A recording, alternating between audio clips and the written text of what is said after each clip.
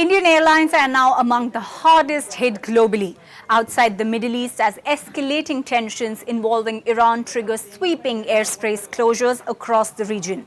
More than 350 flights were cancelled on Sunday alone by Indian carriers as diversions created severe congestion at airports, and disruptions are expected to continue, marking the third straight day of operational chaos. Here's what's happening. As conflicts intensifies in parts of Middle East, several countries have shut or partially restricted their airspace.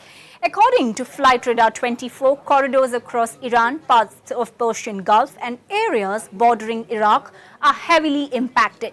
Saudi Arabia has in fact introduced partial closures near the Iraq border, while advisories remain active for Afghanistan and Pakistan. For Indian Airlines, this is a logistical nightmare. Take Air India. Flights to the U.S. East Coast, including New York's John F. Kennedy International Airport and Newark Liberty International Airport, are now operating with technical stops in Rome. Meanwhile, services to Birmingham, Zurich and Copenhagen have been cancelled. Indigo has suspended select international flights that typically use Middle Eastern airspace. Routes to London, Manchester, Amsterdam and Copenhagen have been hit. And here's the compounding problem. Indian carriers have already been barred from using Pakistani airspace since mid-last year following tensions. That means rerouting options are limited. Flying over Iran had already added more than 2.5 hours to the US-bound journeys.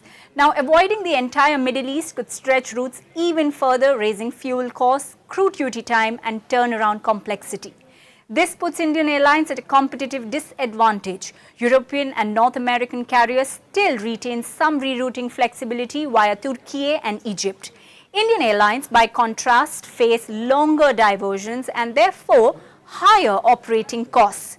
Now, the financial exposure is significant. According to, in fact, some latest data, 100% of SpiceJet's international schedule for March is exposed to Middle Eastern routes. For AI Express, exposure stands at 60% and for Indigo, 41%. Air India's full-service operations have relatively lower exposure of, say, 8%.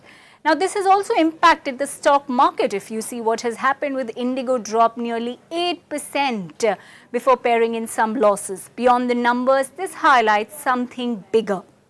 India has deep aviation links to the Middle East, not just for tourism, but because millions of Indians live and work there.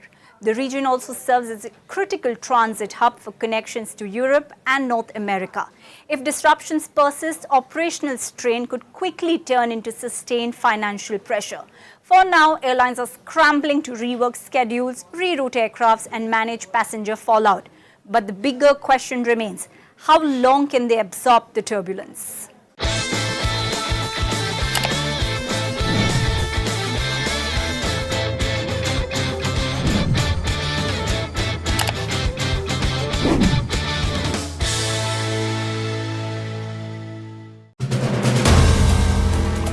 If you like the video, do like, comment, share and subscribe.